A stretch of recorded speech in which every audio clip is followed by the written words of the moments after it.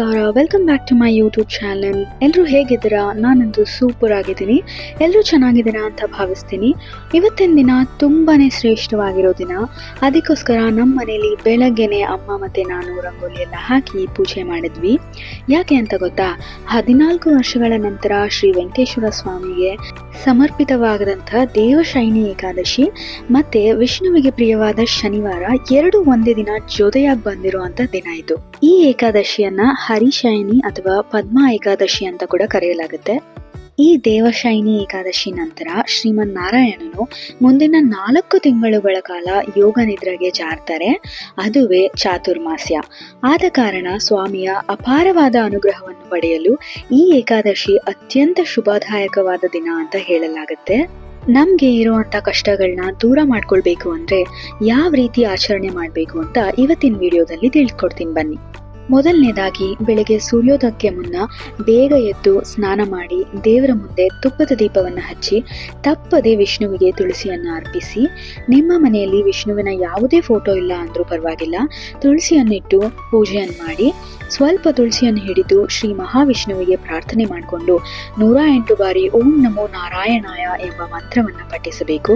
ನಂತರ ಆ ಕೈನಲ್ಲಿ ಹಿಡಿದ ತುಳಸಿಯನ್ನು ದೇವರಿಗೆ ಅರ್ಪಿಸಿ ಇನ್ನು ಸಾಧ್ಯವಾದರೆ ಅಕ್ಕಿ ಹಿಟ್ಟಿನ ದೀಪಾರಾಧನೆಯನ್ನು ಮಾಡಿ. ಇದು ವಿಷ್ಣುವಿಗೆ ಅತ್ಯಂತ ಪ್ರಿಯವಾದ ದೀಪಾರಾಧನೆ ಅಂತ ಹೇಳಲಾಗುತ್ತೆ. ಹಾಗೆ ತಪ್ಪದೆ ಅವತ್ತಿನ ದಿನ ಯಾವುದಾದರೂ ವಿಷ್ಣುವಿನ ದೇವಸ್ಥಾನಕ್ಕೆ ಹೋಗಿ ನಿಮ್ಮ ಕೈಲಾದಷ್ಟು ಬಾಳೆಹಣ್ಣನ್ನು ಅಲ್ಲಿಗೆ ಬರುವಂತ ಭಕ್ತಾದಿಗಳಿಗೆ ದಾನವನ್ನಾಗಿ ಮಾಡಿ ಅಥವಾ ಬಡವರಿಗೆ ಅನ್ನದಾನ ಮಾಡಿ. ಹೀಗೆ ಮಾಡುವುದರಿಂದ ನಿಮ್ಮ ಕಷ್ಟಗಳು ಆದಷ್ಟು ಬೇಗ ನಿವಾರಣೆ ಆಗುತ್ತೆ ಅನ್ನೋ ನಂಬಿಕೆ ಇದೆ. ಇದು ಏಕಾದಶಿಯ 11ನೇ ತಿಥಿ ಆಗಿರೋದ್ರಿಂದ ಇಂತಹ ವಿಶೇಷವಾದ ದಿನದಂದು ಉಪವಾಸವಿದ್ದು ಓಂ ನಮೋ ಭಗವತೆ ವಾಸುದೇವಾಯ ನಮಃ ಅಂತ ನಾಮಸ್ಮರಣೆ ಮಾಡುವುದರಿಂದ ಸಂಪತ್ತು, ಕುಟುಂಬದ ಪ್ರಗತಿ ಮತ್ತು ಆರೋಗ್ಯಕ್ಕೆ ಸಂಬಂಧಿಸಿದ ಎಲ್ಲ ಆಸೆಗಳು ಈಡೇರುತ್ತೆ ಅಂತ ಹೇಳಲಾಗುತ್ತೆ. ಮತ್ತೆ ಹಾಗೆ ಸ್ವಾಮಿಗೆ ತುಳಸಿ ಅರ್ಚನೆ ಮಾಡೋದ್ರಿಂದ ಅತ್ಯಂತ ಲಾಭದಾಯಕ ಅಂತ ಕೂಡ ನಂಬಲಾಗಿದೆ.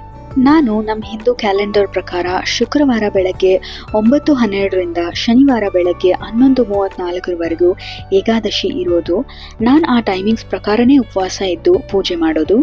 ಆ 4 ತಿಂಗಳು ಶ್ರೀಮನ್ ನಾರಾಯಣ ಯೋಗ ನಿದ್ರೆಗೆ ಹೋದಾಗ ಏನಾಗುತ್ತೆ ಅಂತ ಹೇಳ್ತೀನಿ ಕೇಳಿ. ಜಗತ್ತನ್ನ ನೋಡ್ಕೊಳ್ಳೋ ಜವಾಬ್ದಾರಿಯನ್ನ ದೇವಾನುದೇವತೆಗಳಿಗೆ ಕೊಟ್ಟು ಯೋಗ ನಿದ್ರೆಗೆ ಜಾರ್ತಾರೆ. ಮೊದಲನೇದಾಗಿ ಬರೋದು ಗುರು ಪೂರ್ಣಿಮಾ. ಆಗ ಗುರು ಬೃಹಸ್ಪತಿ ಮತ್ತೆ ಅನೇಕ ಗುರುಗಳು ಜಗತ್ತಿನ ಜವಾಬ್ದಾರಿಯನ್ನು ತಗೊಳ್ತಾರೆ.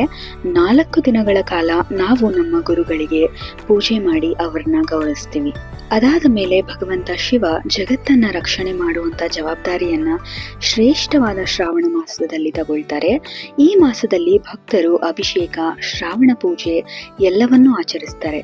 ಅದಾದ ಮೇಲೆ ಶ್ರೀಕೃಷ್ಣ ಅವರು ಜನ್ಮ ತಾಳ್ತಾರೆ. 19 ದಿನಗಳ ಕಾಲ ಭಾದ್ರಪದ ಮಾಸದಲ್ಲಿ ಆಗ ನಾವು ಶ್ರೀಕೃಷ್ಣ ಜನ್ಮಾಷ್ಟಮಿಯನ್ನ ಆಚರಿಸ್ತೀವಿ. ಅದಾದ ಮೇಲೆ ಶ್ರೀ ಗಣೇಶ ಅವರು ಭೂಮಿಗೆ ಬರ್ತಾರೆ. 10 ದಿನಗಳ ಕಾಲ ಜಗತ್ತಿನ ಜವಾಬ್ದಾರಿಯನ್ನ ಹೊತ್ಕೊಂಡು ಅದನ್ನ ನಾವು ಗಣೇಶ ಚತುರ್ಥಿಯಾಗಿ ಆಚರಿಸ್ತೀವಿ. ತದನಂತರ ಬರೋದೇ ಪಿತೃಪಕ್ಷ.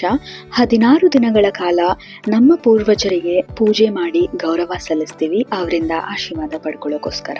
ಅದಾದ ಮೇಲೆ ದೇವಿ ದುರ್ಗಾ ಜಗತ್ತಿನ ಜವಾಬ್ದಾರಿ ತಗೊಂಡು 10 ದಿನಗಳ ಕಾಲ ನವರಾತ್ರಿಯಲ್ಲಿ ಬರ್ತಾರೆ. ಆಮೇಲೆ ದೇವಿ ಲಕ್ಷ್ಮಿ ಮುಂದಿನ 10 ದಿನಗಳ ಕಾಲ ಜಗತ್ತನ್ನ ಬೆಳಗೋಕೆ ಬರ್ತಾರೆ. ಅದನ್ನೇ ನಾವು ದೀಪಾವಳಿಯಾಗಿ ಆಚರಿಸೋದು.